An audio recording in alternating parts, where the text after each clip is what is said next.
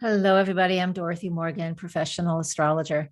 We're going to talk about the astrology for April 14th.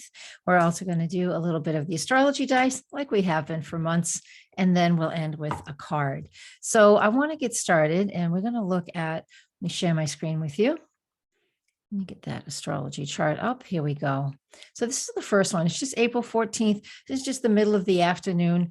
I wanted us to talk about how the moon is at the very end of Virgo all day long, and it's making quite a few aspects throughout the day. You know, it's opposite Neptune and Jupiter early in the morning, just after sunrise. And then it trines Pluto here just around a little after 2 in the afternoon Eastern Daylight Time.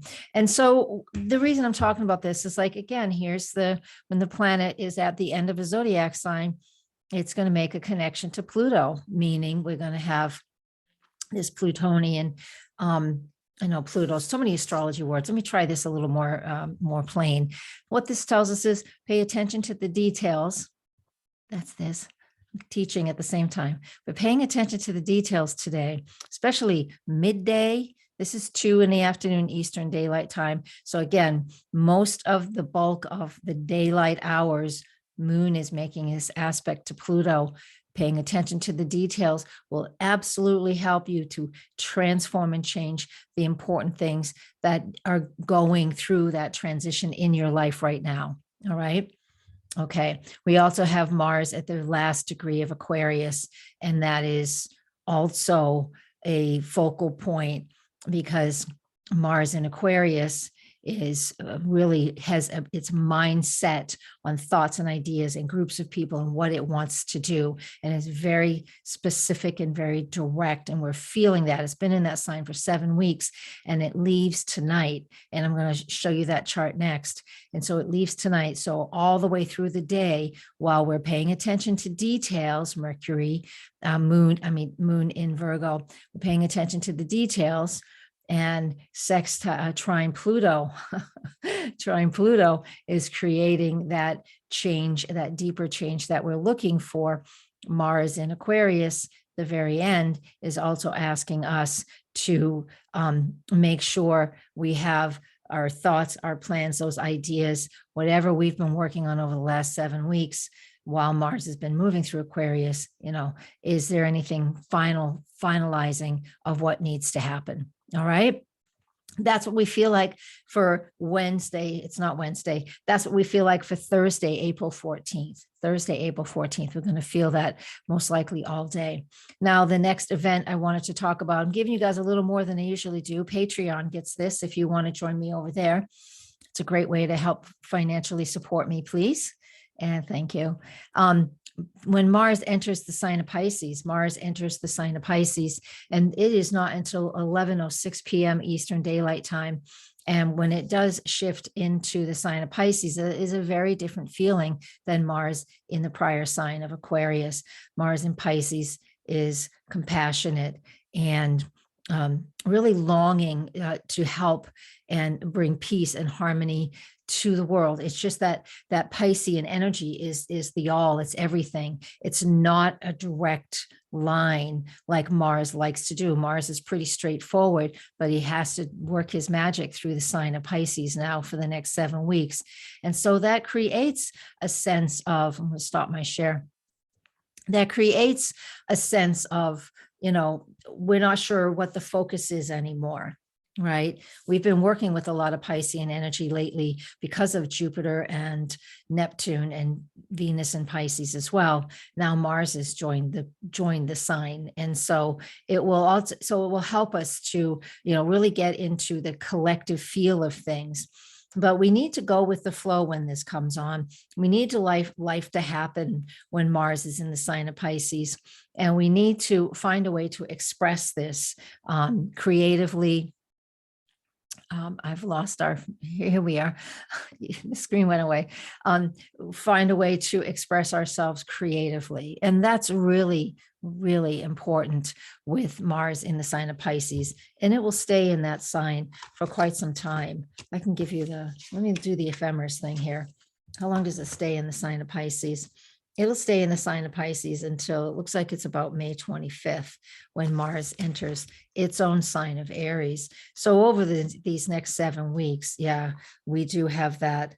When does it move in? Yeah, it moves in on the 24th, of May. So between now and the 24th of May, we have this opportunity to really find a way to express ourselves creatively, artistically, compassionately. Okay.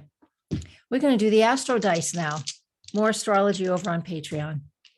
Astro Dice. Ask a question. It might not relate to what we just talked about, but sometimes there's a theme, right? So what are the astrology dice are working on Mars? Mars came up. I'm not kidding. Here it is. It's that one right there. Mars. Can you see it? It's hard to see. Let's get the shine. There we go. Mars. Mars in Libra in the 11th house.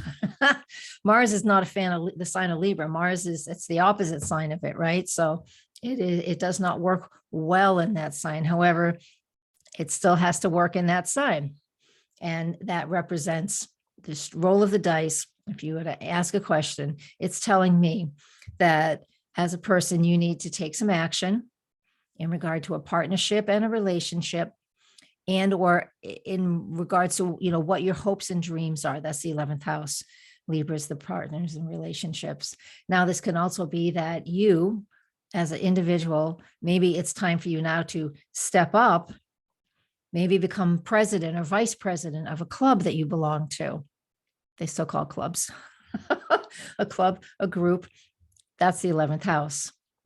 It's our hopes and dreams. It's also groups and gatherings of like-minded people, acquaintances. So this could be that this is a sign for you to step up and take on some leadership role somewhere in your life, in a group. I know. I had an astrology group here on the seacoast of New Hampshire. It had been around since the 1990s. I remember when it started. I was there when it started. Oopsies, everything flipped. And then it went away for a little while, and then it got revived again. And then I finally took it over at the last 3 years, and 2020, and we lost our place to host, and so much stuff going on online. Not everybody wanted that. Goodness, I can't shuffle these cards. That means they're done. We're going to pick a card now. Just something that grounds us, gives us a little earthiness. I just want to know what's on the bottom. Actually, it's pretty appropriate. Called Answering the Call. I love how these things everything always just kind of comes together. Answering the call. So Mercury, Mars entering the sign of Pisces in the sky tonight. That represents, where can I take action in, the collectiveness, the collective consciousness, collective groups. The roll of the dice had Mars in Libra in the 11th house. The 11th house is groups and associations, and it's stepping up and partnering with others, maybe to create a new group or to revive a new group or to just step into a new friendship, if you will. And then answering the call. It's just that, answering the call. What has Spirit been telling you? What has Spirit been asking you to do? How long have you been sort of just waiting and just kind of holding off? You ready? You ready to take that step forward? I hope so, because that's what these cards are talking. All of these signs are all about. All right, I'm going to leave us with that, everybody. We are almost to the full moon. That video is connected to this one. And you can also find it in my listings in the playlist as well, the new moon and full moon stuff. And I'll be working on eclipse stuff really, really soon. So if you have any questions about that, please send them to me. And don't forget, comment, like, share here on YouTube. This is how you can help me in the best way possible. Thank you so much, guys. Blessings and namaste.